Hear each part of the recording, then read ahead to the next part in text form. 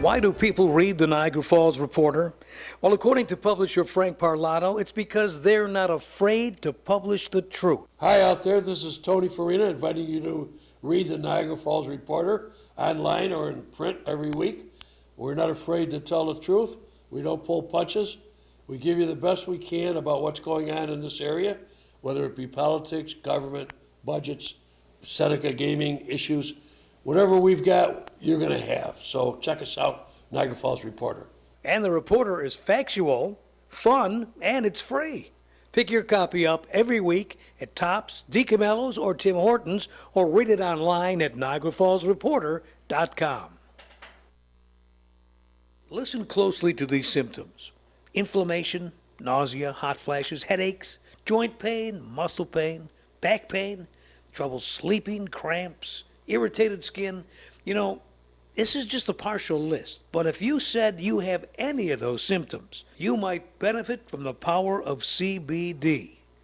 What is CBD? Well, it's all the good taken out of the hemp plant, the marijuana plant, all the good taken out, but none of the bad. Now, you won't get high from it, you won't fail a drug test, but what you will do is find relief from these and many more symptoms. And it comes in a variety of applications. Well, there's oils, there's gummies, there's candies, there's vapes, there's rubs, there's soaks. The list goes on, and as a matter of fact, it's too numerous for me to mention here. But I'll tell you what you do. If you stop in at the Wellness Park Pharmacy, 86th and Buffalo Avenue, see Bob there, tell him you want to look in the green room. What's the green room? Well, it's a room dedicated to all CBD products. And Bob is a registered pharmacist, so he can explain to you how CBD works and what dosage is right for you. Now, you could buy CBDs in other places, but you really want to go to a registered pharmacist. You're going to be surprised and amazed, and you know what? You're going to love this product. CBD. Stop in Wellness Park, 86th and Buffalo Avenue, or call 260-1918. Oh, incidentally, if you have an animal that's suffering too, maybe joint pain or anxiety, CBD products works well for them, and there's some made especially for your animals. You can check that out too in the Wellness Park Green Room. Hi, my name is Kenny Tompkins. I've been your city councilman for the last 4 years, and I've prided myself on community-based work ethic and working hard, rolling up my sleeves to work alongside the people. I am here to create a better, more transparent government and hold us government officials accountable for our actions. Got a problem or a question? Give me a call. I can be reached at 940-7092. My name is Kenny Tompkins, and that's what I do. I listen to the residents, and I try and solve the issues. Please, on November 5th, I humbly ask you to vote for me so that I continue to be the voice for the residents of the city of Niagara Falls. Paid for by Friends of Kenny Tompkins. The opinions expressed on NiagaraBroadcastNetwork.com are those of the host and the guest, not of management or the sponsors. The Sal and Rose Show.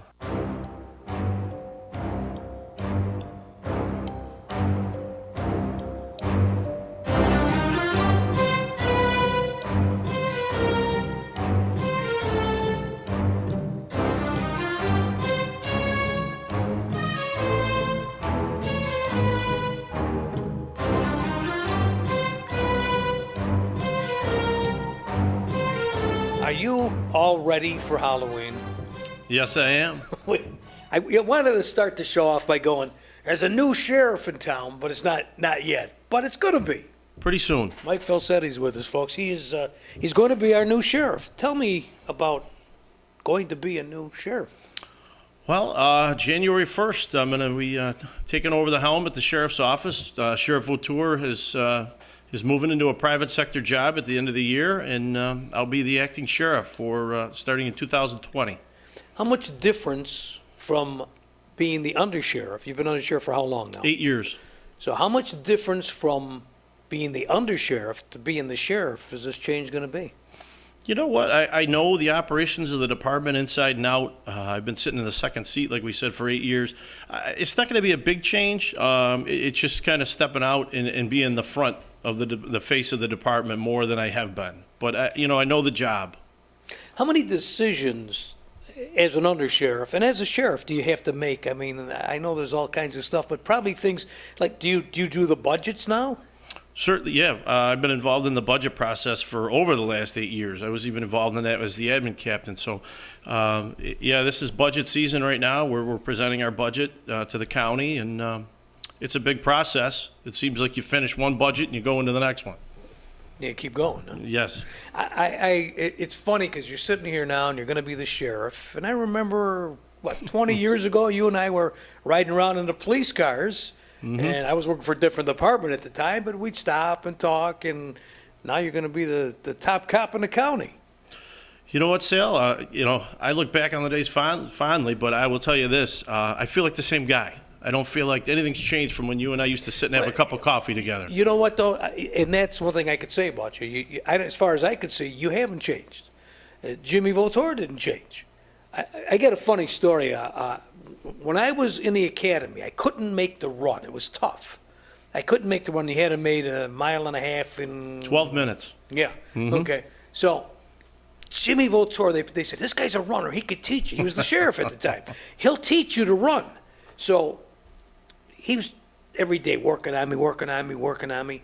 So the final day of the run, everybody was out there with the stopwatches, and Jimmy says, I'll run with you. Just run with me. We'll do it. We'll get this done in 12 minutes. Says, that's cool.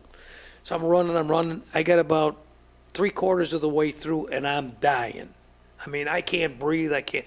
And Jimmy's running next to me, and he's going, you can do this. You got it made. You could. And he's telling me how easy it is to do this, and I got another 1/4 mile to go or something, and he's just fine. And then I realize he's looking at me. I go, how's he running and looking at me? I'm running my ass off forwards. He was running backwards talking to me. It's just like, but That's how he is. But he never Yeah. changed. Jimmy's always been that kind That's of how guy. he is, yeah. Nice guy. So now, what is he leaving? I know he's leaving to go to the private sector, but what is he leaving you to take over? And I mean, how much of a change do you have to endure here? Well, I'll tell you what, he's leaving a great department in my hands. He's done a tremendous job the last 11 years. I don't know that anybody can argue with that. So for me taking over, I need to continue doing all the things we've been doing and then continue moving the department and dealing with changes as they come. But I think we have a great thing going. The men and women of the sheriff's office, I'm extremely proud of the work they do every day. I told you earlier, and I'm serious because I'm still out there and I'm still working with the sheriff department, state police, and work with town and Niagara police. But the sheriff department, your people are excellent people. Now, whoever trains them, whoever gives them that final push, they come out, they're not cocky, they're respectful, they know their job, they do it well, they know how to talk to people. I look at that and I go, these people are really sharp, and they're the sheriff deputies that we work with all the time out in town. And I appreciate that. And that holds true in our corrections division, our 911 center. They all have unique, difficult jobs in their own way. And I, like I said, I'm very proud of the work they do. I think they do a difficult job, and they do it very well. How's the school resource department coming? I know there's been occasions when the deputies have locked things down, and there's been, how does that seem to be working out? And what are we doing about, I know there's drills for active shooters and that, but what's the scenario in the county throughout the schools? So, again, our school resource program, there's only a few schools that don't have school resource officers, but a lot of people think that those school resource officers are just there to be armed guards. And I can tell you firsthand, they build a relationship with the kids, with the administrators in those schools. They're teaching classes. They're part and parcel of everything that goes on in that building. So to have a school resource officer is far more than just armed protection in that building. So they do a really good job. And one thing I'd like to focus on as I move forward is trying to get a school resource officer in every one of our schools. And the difficulty with that sale is funding. So I'm going to continue to push for that. And as we do now, I'm going to continue our training that we do in the schools. We do active shooter drills. We work with all the police departments in the county here because I think we all know the reality, and certainly you understand the sale, that if we have an active shooter incident in one of the schools, it's not going to be just the sheriff's office there. It's going to be the sheriff's office. It's going to be the state police, city police, town and village. They're all going to be there. So I think it's important we all train together, and you see that. We do that now. I think, though, the training has changed in the respect where before it was you get to the school, you assess the situation, Right. and then now they're saying, you get to the school and there's a shooter, you go in there and take the guy out.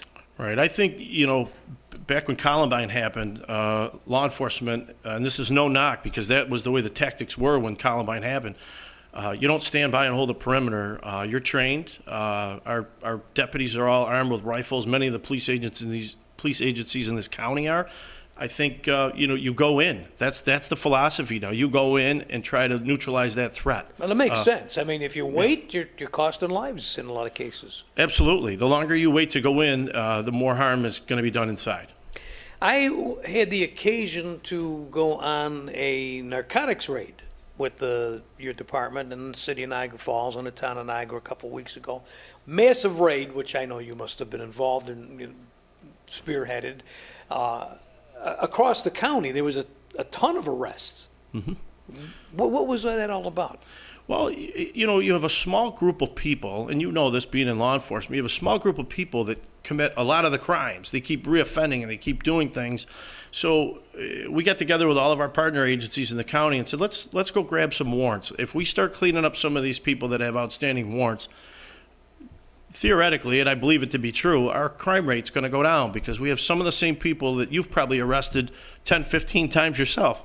So if we can get them in behind bars and off the streets, our crime rate's going to go down. And not to mention, the victims in these crimes expect us to go arrest these people. They put charges up on them. They issue warrants. The judges issue warrants. Somebody expects these people to be arrested. So I think that was a great operation. I was really happy with the results. Oh, it was surprising. I mean, it was just, they hit so many places. How many places did you hit at one time? We had 60 officers, roughly 60 officers out each day. So we were in every city and town at one point in time in this county. It was an unbelievable operation. I never saw anything like that before, a combined effort like that, all at one time, like within a couple of days you had, and you made hundreds of arrests, right? 112 arrests, and I'm going to tell you what, our partner agencies in this county are outstanding. When everybody got down and they sat at this table and said, we need to do something, not one agency said, oh, geez, I don't think we should do this. They were all on board, everybody. Well, I think most police officers want to see justice served, especially, as you say, somebody does something to somebody, they put a warrant out, they're hoping the guy gets to face the court and face what he did, and if they can't find him or the warrants go for a long period of time, and that's another thing, the people think, they have a perception nothing's being done. And I've gone over this many times with Brian Del Porto and the folks. He's working narcotics now, but over the years, people say, well, I called you about this person dealing drugs, and nothing's happened. Takes a while to put this stuff together. Absolutely. Yeah, search warrants, you don't just, drive by the house and say, yeah, they're selling drugs and go get a search warrant. You have to build a case. And I think between the Drug Task Force, the NAD in the Falls, there's a lot of work out there for those guys, and I think they do one heck of a job. No, they do. They do. They're these guys, and I guess the general public really doesn't understand that they're really putting their life on the line every minute, because you never know when you're out there what's going to happen. It's funny, over the years, and I know you've probably gone through the same thing I have, you see stuff that the normal people, the person that doesn't call the police every day, doesn't see, they don't understand what you're facing, and they don't understand what you're going through. And I don't think a lot of them believe what type of people are out there. Right. I come back with some stories once in a while, and my wife will go, you got to be kidding me. And I said, no, and it's nothing new. It happens all the time. You just don't see it or hear about it. Right. I love this career. I think, it's a calling for most of us. But you see some things that, I remember things that I saw 20-some years ago. Whether it was something comical or it was something very tragic, Right. those things You're right. stick with you. Yeah, And I think any cop, could probably write a book. I always said that. I should jot down all the stuff I go through, and people tell you, and people will tell you something, and you just. Yeah. I had a lady not too long ago, speeding through the town. She's pulled over, and the other officer that was with me said, "You got to come and talk to her," because I don't know. He was a new guy, and I said, "Well, what's going on? Go talk to her." She was completely naked in the car. It was 2:00 in the morning. Her boyfriend was with her. He was completely clothed. They weren't parked. They were driving. And I said, "What are you doing?" She goes, "You won't believe it." I said, "Well, try me." Her excuse was, "I went to buy some pizza and wings. I spilled the wings on my onesie." I didn't know they even wore them anymore. "The sauce was burning, so I took off my clothes, and I'm going to go home and change." Right. I said, "This was in the town of Niagara." I said, "Where do you live?" "Well, I live in Lockport." A little bit of a drive for pizza and wings, but yeah. Well, naked, yeah, because Yeah. when it was cold. But but no, the stories are comical and unbelievable a lot of times. Yes. Tragic ones I don't like. I don't like that at all. I don't either, because they stick with you. Yeah. We're coming back. We're talking to Mike Falsetti. He's going to be our new sheriff, and what we're going to do is come back, and I'm going to play a little clip that I had with Scott Stafford. Now, he's got a little contest in Yeah. Lewiston for his dog. We're going to talk about the sheriff dogs and Scott's dogs, and we'll take your phone calls, too, if you got a question for our new sheriff. Will be shortly. Our number is 333-3020. Dial it carefully, and we're coming right back. It's time for entertaining and to visit with friends and relatives and to pick out a special gift for a certain someone. You know what that makes it? It makes it the perfect time to visit Supermarket Liquors and Wines, Niagara's largest liquor store with all your favorites to choose from at Niagara Falls Boulevard and Military Roads. Now, if you want a preview, you can check them out online right now at supermarketliquor.com. They're open 7 days a week, late nights, Friday and Saturday till midnight, with plenty of free, brightly lit parking in front of the store. And there's always plenty of cashiers there to speed you on your way if you're in a hurry. But if you want to browse, it's Niagara's largest liquor store with great gift-giving ideas and selections, whether it's wine or liquors. You know, when you're as big as Supermarket Liquors and Wines, a great gift doesn't have to be expensive. And you can see what I mean when you check out their specially custom bottled tequila and bourbons, handpicked by owner Chris Castellani at Supermarket Liquors and Wines. Supermarket Liquors and Wines in the Mill Pine Plaza on Niagara Falls Boulevard, just moments from the Fashion Outlet Mall. Visit them soon or check them out right now at supermarketliquor.com.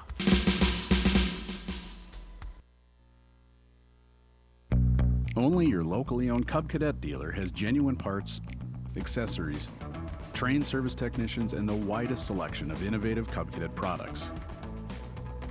We're here for you whenever you need us, with expert service and support to keep your equipment running at peak performance for years to come.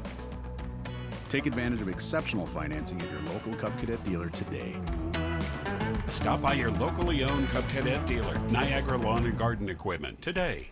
Go out there and see Mike Richards at Niagara Lawn and Garden. You know, they got some great deals right now, not only on the outgoing lawnmowers from this year that they don't want to store. They'd rather sell them to you at a real discount price, but also the new, I hate to say this, Mike, but snow blowers. Oh, We're going to need it, and they got the good deals on them right now at Niagara Lawn and Garden. They're on Saunders-Silliman Road, just off of Military Road.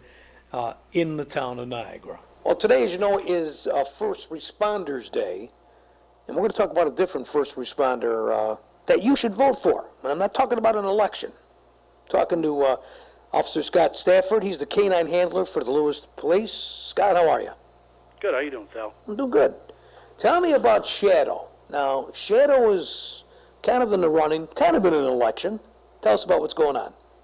Well, currently, Canine Shadow was nominated for the Aftermath Canine Grant, and what that entails is if he is selected with the most votes, and that's voted up, in the public, then he would receive some type of monetary amount, and that's determined on how many votes he receives.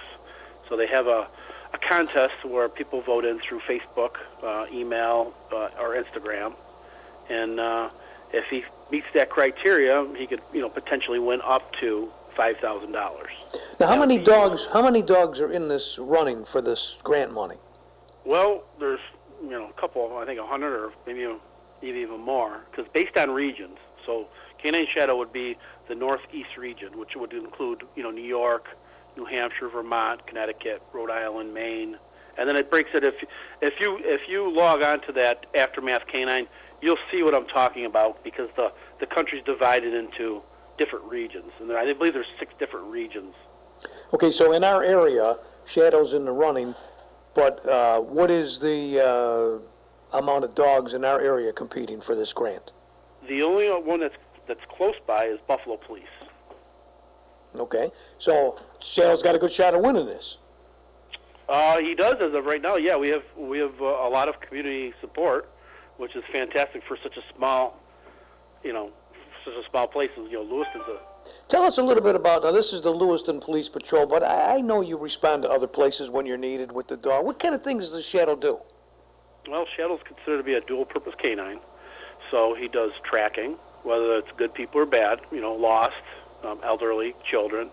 He also does the criminal apprehension part, which if, the bad guys or bad girls don't listen to the nice police officers when they give the commands to surrender, then if it's applicable, the police dog could be used. And then my guy's a detector dog, so he detects drugs. So he does multiple purposes. Yeah, he does. He wears many hats. So if you get this grant money, if you win this, what will the money be used for? Well, primarily just all for Shadow, for just to replace equipment that's been antiquated. I've been in the canine for almost 13 years now, and I still have some of the same equipment. So obviously it's getting pretty, some of it's getting beat up. So it'll replace that, and any obviously treats for him for winning the contest if he wins anything, and just other things that we can use towards the training for Shadow. How long does this contest go on now? You said you can vote more than one time. You can vote every day. Is that how it works? Yep. Every 24 hours you can vote, and however many email accounts you have, you can vote. So if you have a personal email account and a work email account, you can vote twice. And then on that link, if you go on the Lewiston Police Department Facebook page, there's a link to actually, if you click on it, it'll take you right to the voting section. You can also vote through Instagram, and you just got to follow the directions. You got to like the page, and then make a comment. Probably the easiest thing would be go to Facebook, go to the Lewiston Police Department, and you'll see a link to vote. Now, how long does this contest go on? How many days do we have to vote? The contest only goes on until November 3rd. Okay, and you can vote every day till November 3rd. Correct. And once again, just go to the Lewiston Police Facebook page. You have a link there. You'll see some pictures of the dog, and we're going to show you some as we're talking here. But that's how you go and vote, and you'll let us know how we make out. Absolutely. I appreciate any votes for Shadow. Well, So does he. yeah, I know in this region, the dogs come in handy quite a few times. And just the fact that they track missing, lost kids, people, and do apprehension, those dogs are worth their weight in gold. So let's hope Shadow gets in there. I hope so, too. Thank you, Scott. We'll visit you on the Lewiston Police Facebook page. All right. Thanks, Al. Nice to dogs. Yes. Now we're talking with Mike Filsetti. He's going to be Opinions expressed the on new Niagara sheriff shortly, Yeah. end of the year. You have 3 dogs on your department. We have 3 patrol dogs that do pretty much what Officer Stafford was just talking about, tracking, apprehension, drug detection, and then our one dog also does bomb detection. And then we also have a special deputy with a bloodhound. I don't know if you've ever been up close to a bloodhound, but they have I've run with the bloodhounds. they have a little bit of odor to them when you're up close to them Yeah, with those they do. big floppy ears. They but do. I'll tell you what, they do one heck of a job. I remember when we went to the police academy, Bill Tallhurst was with your department. He was a pioneer in canine. And he said, now you go by a bakery, he goes, I got the bloodhounds, he goes, but you go by a bakery and you go, that bread smells good.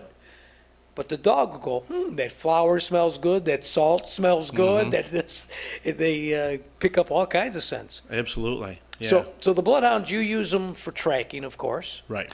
And how often do you get called out? I know they use the bomb detection of the drug dogs quite a bit. And apprehension dogs. But Right. So the 3 patrol dogs, they're out on patrol. They have their handler. They're out. We have Chief Taz and Vetter, all good-looking dogs. Chief Jet Black, he's a little scarier looking, but they're out. They're used, every day they're working. The Bloodhound, believe it or not, he gets called out a lot, and he doesn't just stay in the area here. He goes all over the place for his call-outs, and that's Special Deputy Mall. He does a heck of a job running that Bloodhound, and he, like I said, he gets called to a lot of locations for help. no, the dogs are very, very helpful in a lot of situations. And I'm surprised at the criminals. When you go to a house, they know. Mm-hmm. You go to a house and be knocking on the door and you know they're in there and they ain't coming to the door because they know they're probably going to get arrested. Right. Until you go, okay, I'm sending in the dog, and then you see them coming out with their hands up.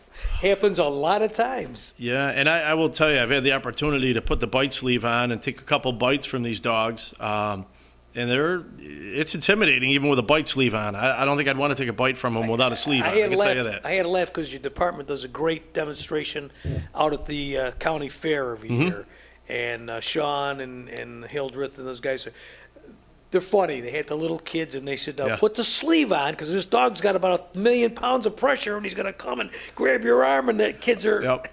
and, of course, they're playing with them, but the dogs really do apprehend, and then they show how they do it, but they don't use the kids, but Right. it's yeah. an excellent demonstration. The dogs are probably a great asset to the department. Yeah, the dogs are a great tool for us, but they're community relations. I don't know between the dogs and the horses. If you're doing a demonstration and you have dogs and horses there, you might as well not even talk because they steal the show.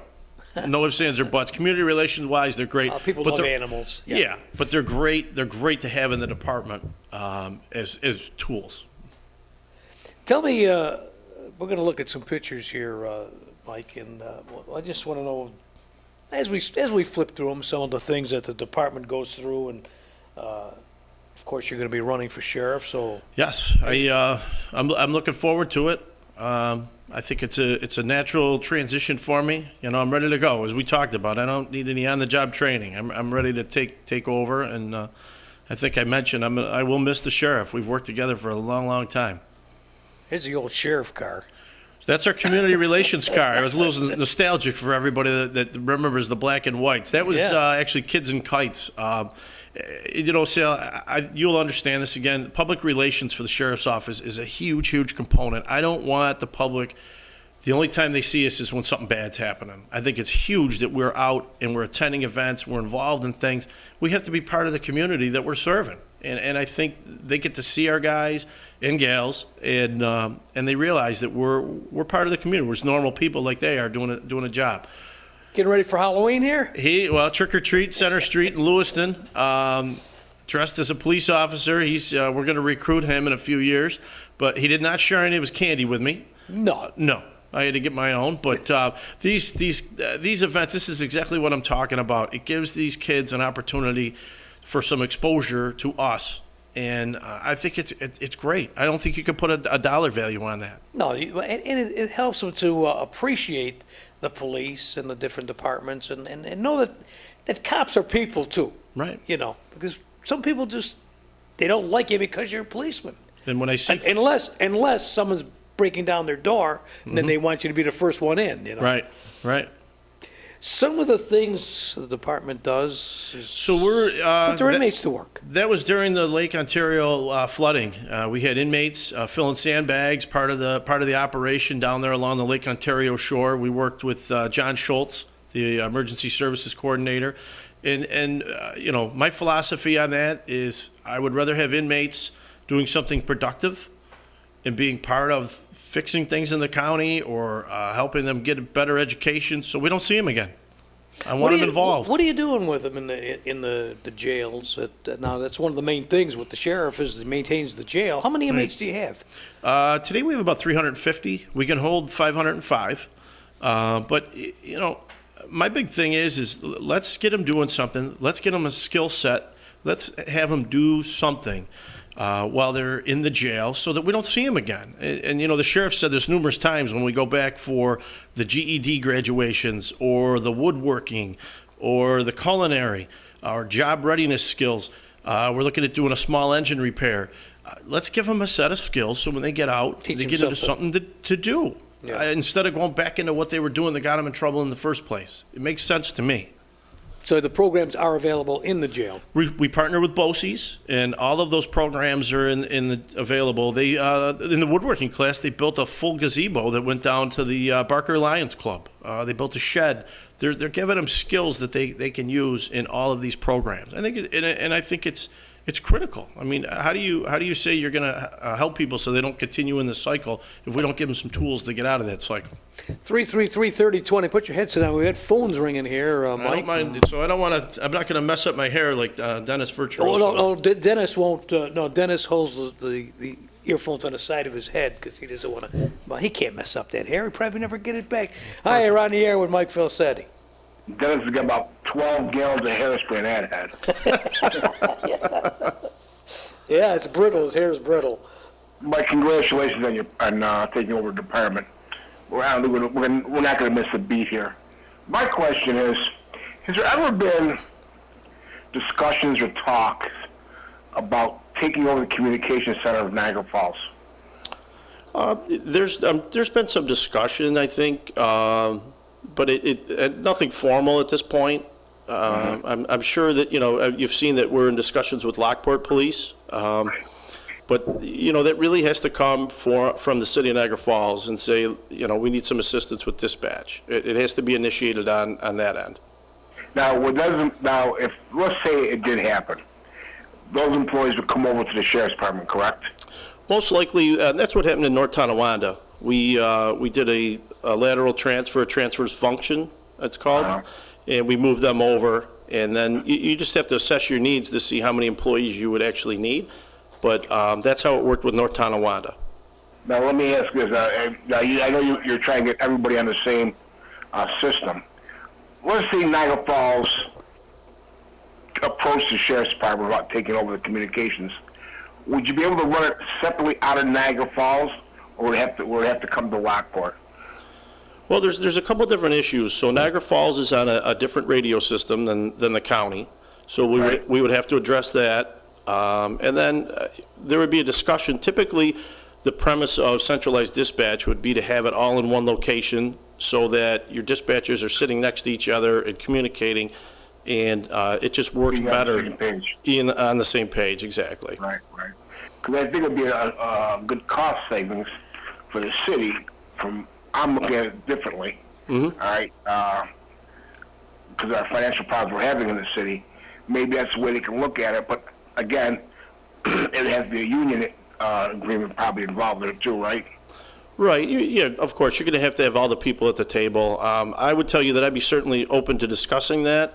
And ultimately, it's a dollars and cents issue that the legislature and the city council would have to work out. Sure. Okay. That's my question. Listen, good luck down the line, and I think you'll be an excellent sheriff. And listen, if you ever need assistance, all right, I think you got the right guy next to you, all right, and Sal. Mm-hmm. And I'm like an undersheriff. I know what's coming up here. I know, yeah. Sal, go give me some coffee. All right, Sal, go get this for us. All right, he'd be excellent at that.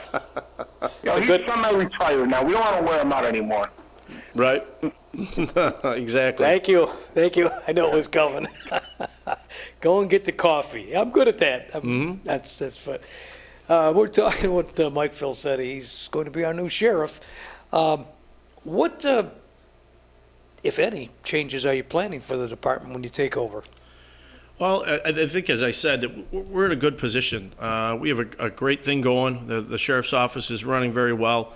But as always, there's changes coming. There's always changes. You always have to be looking ahead. I think in our 911 center, we'll be looking at text to 911 in the coming year, which, you know, the advantage to that is if you're in a situation where you can't talk, you would be able to text your emergency to the 911 center.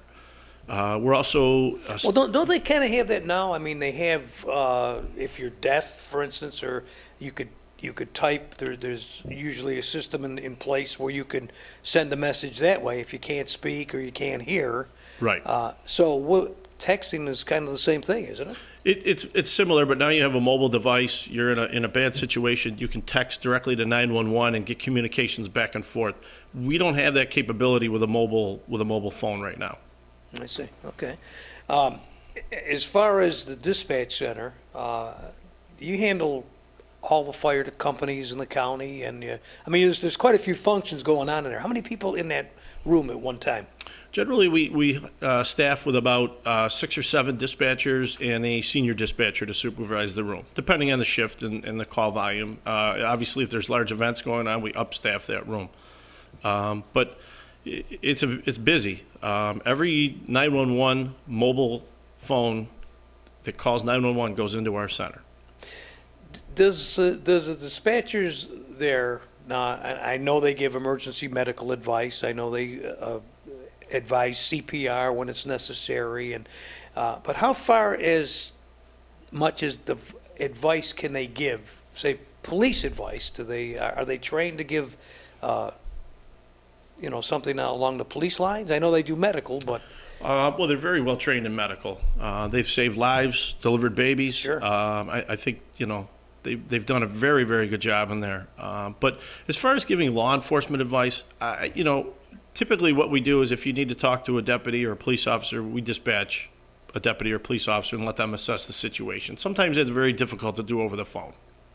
okay, well, that's just wondering how far they go with that. Mm-hmm. Some of the things that the department goes through. That's a graduation ceremony in the jail. So, anytime they go through a program, a GED program or culinary job readiness, we go back and attend their graduation ceremony. So these are inmates. These are inmates, yep. Okay, well, they're on their way. Yes. This is a photo from our annual traffic safety fair that's a countywide agency driven safety fair. And we have high school kids from across the county that come out and learn about the dangers of drinking and driving, traffic safety. They do different types of activities with all the police officers there. And we bring in other partner agencies in there. The DMV is there, health department. We pull in everybody for that. It's a great event. Yeah, it draws attention to DWI. Have we had any curve in I get a feeling that the people are not out drinking and driving as much, but they're still out there, and I'm just curious what the feeling is with the DWI programs. And I know occasionally the sheriff department, the town of Niagara, the city police will have a DWI grant, and they will put a car out there just looking for DWIs. Mm-hmm. How much actual work like that does the sheriff do? Well, we have a Stop DWI coordinator. I'm going to take these off a little. Yeah. We have a Stop DWI coordinator right housed in the sheriff's office that administers all the money that comes back. We get back the fine money from DWIs, and that helps us put patrol cars out, but that's shared among all the agencies in the county. And we put our dedicated DWI patrols out countywide in the efforts to curb drinking and driving. I know some people, ask the question, well, with Uber and Lyft now, is that cutting down on DWIs? It's too soon to tell. Is it making a difference? My feeling is it may be, because you now have that option instead of drinking and driving. But I think people maybe start getting the message, like, don't do this, don't drink and drive. With this new thing that the governor is coming up with now, he wants to cut back on bails because he doesn't feel it's fair. Mm-hmm. Personally, I say if you can't afford the bail, don't do the damn crime. Right. But the governor has some different ideas. He thinks it's not fair for certain people because they can't afford the bail. So what is it that he's actually asking the police to do? Well, a lot of the crimes that we would have discretion to put somebody in jail, put either pre-arraignment bail, where it's set by the police department or the sheriff's office, or take them in front of the judge and get them arraigned and have them put in jail. A lot of our discretion and a lot of the discretion of the judges has been taken away. So let's use a petty larceny example. Somebody goes into Wegmans, which I'm sure you've handled this call, and they shoplift. Yeah. Under normal circumstances, right now, we would, if we may issue them an appearance ticket, but if they have an issue where we think they're not going to show up, we may set bail on them. A lot of that discretion is going to be taken away from us. That'll be a mandatory appearance ticket, unless certain aggravating factors. I don't want to say aggravating factors, but certain exceptions are there, meaning they have, they have a history of flight, they have existing warrants, they failure to identify themselves. So there's some factors that you may be able to use to get them put into jail on bail. But there's some serious crimes that we will not have the discretion to put somebody into jail. And I have some concerns that what effect that's going to have on people that we normally would be putting behind bars, because some people need to be put in jail. What effect that's going to have on our community when these people are all out. So, I mean, what is the governor actually saying? Because I've never seen, it's kind of like the gun law. Mm-hmm. Nobody ever said, here's the new gun law in New York State. This is what you can, because people ask, well, could I have this? Could I do that? Right. I never saw it in writing. Right. I've looked at it many, many times, and the bottom line is the justification essentially comes out of New York City. And it's tragic. There was a young man who spent way too long in jail in New York City, and then ultimately, when he got out, he took his own life. But that's a problem with the New York City court system. They should have never allowed him to be behind bars that long. That doesn't happen here. We assess, we look at the jail, and if somebody's been in for a while, we'll call the court and say, hey, Sale's been in here for 10 days. But the cases move through. Granted, we don't have a caseload like New York City. I'll give you that. But we assessed that problem didn't exist here in Niagara County, so we were just given a solution for a problem we didn't have. What do you feel about the raising of the age of juveniles? 16-year-old used to be able to go to jail. Now they can't. They're going to raise it again. Yeah, I'm against it. I think, when you have 16 and 17-year-olds committing crimes, I think they know what they're doing. I don't think that we've ever, there's a question now whether they have some knowledge or that they know what they're doing. But the bad part about it, and I've run into this, you grab a kid, 15 years old, that stole something, and you catch him running away from the store, and you say, hey, you can't do nothing to me. I'm 15. Right. It's a bad attitude. Well, now you've just raised the ceiling, and now you have 16 and 17-year-olds know. I mean, we had a tragic example here in Niagara Falls where there was a couple of kids committing some serious crimes that you couldn't put them anywhere. And then, now they got a gun, and now they went a little too far. Then they get help. I'm not a fan of it. I think that a lot of these criminal justice reforms are good for the criminals and bad for the community. That's just my opinion. I think that, at some point there has to be some accountability when people commit a crime. Yeah, absolutely. I wish they would change it, but it doesn't look like the governor's leaning that way. That reminds me, we're looking at the Explorer program that the sheriff has. That shows the youth that there is a career here, or there is something going on. Tell us a little bit about it. The Explorer program is ran by two deputies and one of our correction officers, and it gives kids, I believe it's age 16 to 20, an opportunity firsthand to see what we do. They get a lot of training, and whether they like it or not, they get some physical training as part of that, because you know what? You just talked about it a little while ago. Yeah. When you get to the academy, you got to be able to hustle.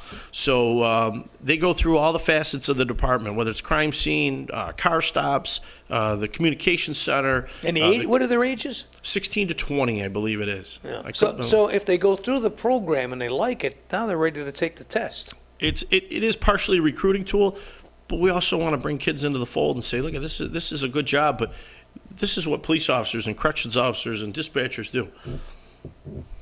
I'm hearing, though, that people are not taking the exams like they used to.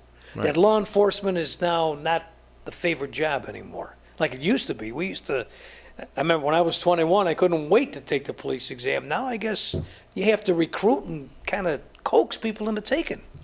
Yeah, the numbers are down for people taking the test. I reflect back when I started, and Chief Ron Winkley in Lewiston, I went in and bugged him. I wanted to go to the police academy, and I think he finally looked and said, if I send you to the academy, you'll stop coming in here bothering me.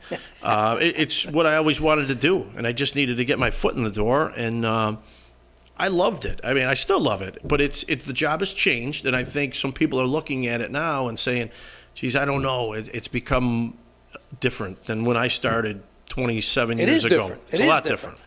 I don't know if it's the officers. The training's basically the same, I think. Mm-hmm. The laws are changing. It is a changing job. Right. This is our CERT guys. So like we have a ERT, a SWAT team on the road patrol side. This is our emergency team. It looks like they were doing a demonstration at the fair. We like to get these guys out because a lot of people don't know what goes on in the jail. Tell them what the CERT team is. I know from bringing prisoners into the jail. Sure. If you get somebody who's really agitated and spitting and fighting and kicking, and right, you call the jail and you say, notify the welcoming committee that we have a party that's really unruly. Right. And then what do they do? Well, this is the CERT team. So the CERT team gets activated, and you know what it's really for? It's high-risk prisoners that are causing a problem. It's really for the safety of the inmate. Because rather than going in there with, a bunch of CEOs that it's going to be a problem, these guys are trained to go in and remove somebody from a cell or deal with somebody that's being a problem. And it's safer for everybody. So, and they do it, and I got to say, they do it every time that I brought somebody in there and there was a problem. They do it without beating up the guy, without hurting them. It's amazing and how the attitudes change. Right. Well, our whole objective is to maintain the jail without having these incidents, and the CERT team is definitely a valuable tool, resource to have in the jail. This is our emergency response team. Again, it's all about training. We talked about the active shooters training in the schools. I can't stress enough, we all have loved ones that are in schools. My wife's a school teacher. These schools are very, very important. They hold one of our most precious populations within their walls every day. So for us to make sure that we're training in the schools is critical. And not to mention, we have a school violence prevention coordinator on staff now that's grant funded, and he's working with a handful of schools to improve their technology in their schools. I think you can never train enough. God forbid something like this happens. Do you go into schools and tell the teachers if something happens, this is what you do?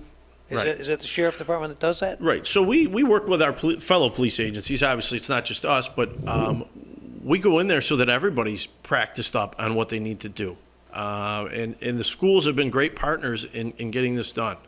Now, in our 911 center, we now have access to a couple of our different school districts. We have access to their cameras. So in the event something happens, they can get right into the school cameras and see what's going on. And that would be a huge resource, a huge aid to our resources as they respond to a school incident. So you can actually, before you get there, see. You can see where they are. Yeah, they're talking about that a lot with surveillance in stores now, that where you have cameras, it helps to, as you dispatch, you tell the cop, I see the guy, he's doing this, he's got this in his hand, he's got, that type of thing. So Right. in the school, that's a valuable thing. Right. I was interested in the cameras. Well, actually, I was at the Lewiston Peach Festival, and they were hanging up cameras. And I said, well, what are you watching? Well, we're watching the grounds. Okay. I said, well, where do you monitor this? Oh, it goes back to our dispatch. Yes. So you can go to any area, set up cameras, and back in dispatch, watch. Right, and you know that this year's, you specifically mentioned the Peach Festival. There was some rumors of some things that were going to happen. Right. I'm not going to get into all that, but yes, those cameras were provided by Niagara County Emergency Services, and they were being monitored in our 911 center. So when I say that we're always trying to keep up with technology, it's always moving ahead, and you have to keep up with it. Does a lot of this technology, this equipment, and is it mostly grants, or does the county have to fund it, or how's that? We've been pretty successful as a county with grant funding. So a lot of the things you see, like our dogs, have mostly been purchased with asset forfeiture money from our drug dealers.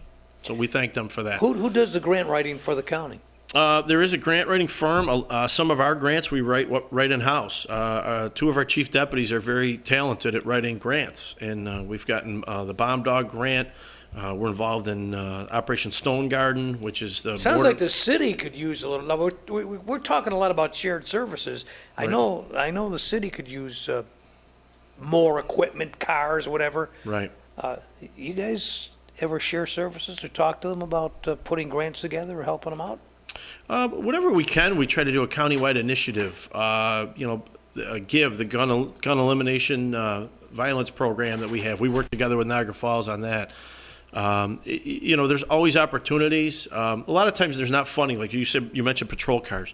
We don't get a lot of funding for patrol cars per se. But some of the things we do get funding for are very, very helpful. Our command post that we bought, that was mostly grant funded, and the rest was asset forfeiture money. So right now we're working on a radio project that you want to talk about shared services. This is countywide. We're enhancing our radio system that was put up about 5 years ago or so.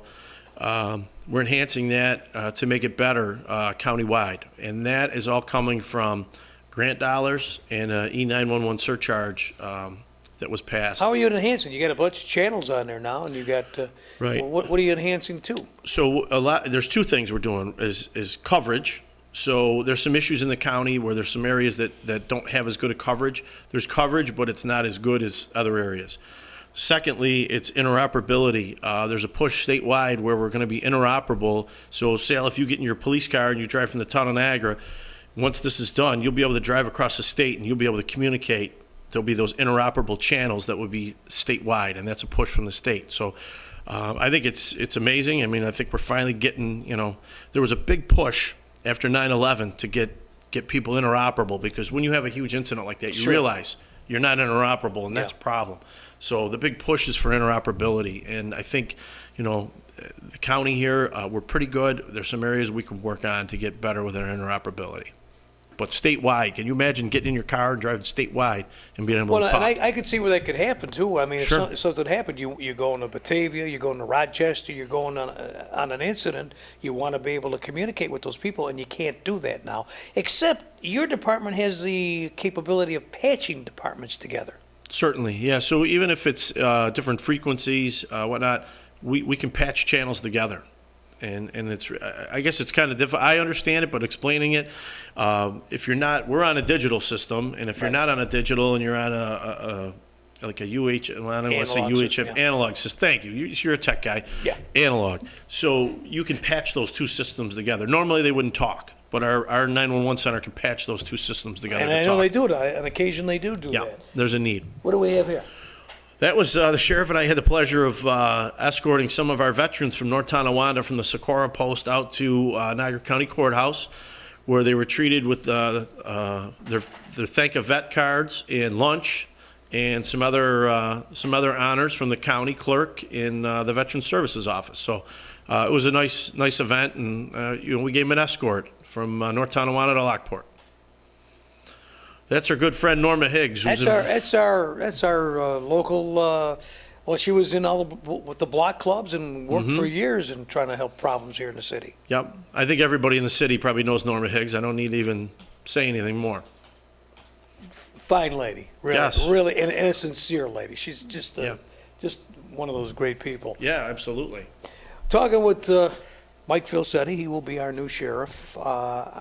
Is there going to be much of a change for you when you? I mean, you're under sheriff now, so when you move to the other office, is there going to be much of a change?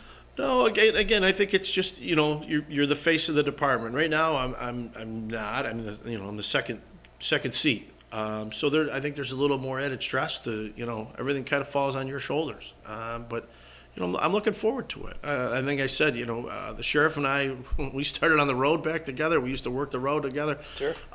It's going to be a change in scenery. He's done a tremendous job, and I've had more than one person tell me, "You're going to have big shoes to fill, Mike. You're going to have big shoes to fill." Well, he wears a size 14. I wear a size 10. Say. So I'm going to have to work a little bit harder, I think, to try to keep up with the size 14s. He's a hell of a guy. Yes. I've like I say, I've started from day one in the police academy through 22 years working alongside Jimmy Votor, and I only wish him the best. He's a great guy, a sincere guy, nice family man. He's just all around good guy, and I got a feeling you're going to fall right into that.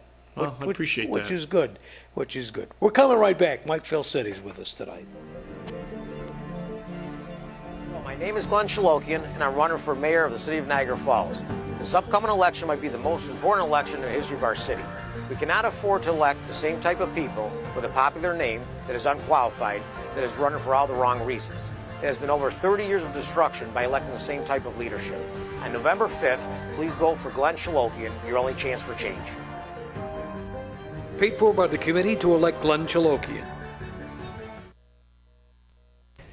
Well, we coming down to election time. You got a year, though, before your election.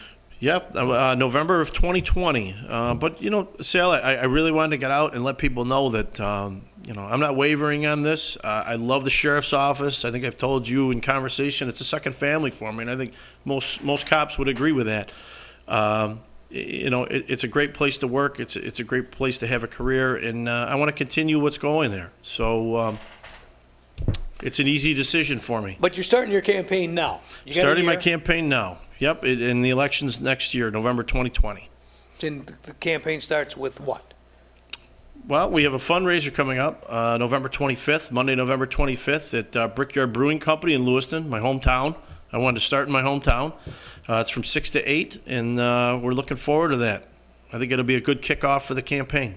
What does it take to run a sheriff's campaign? What do they tell you need? Because I don't know, because someone told me one time, oh, you will run for mayor, you need hundreds of thousands of dollars. What about a sheriff's run? Well, you're countywide.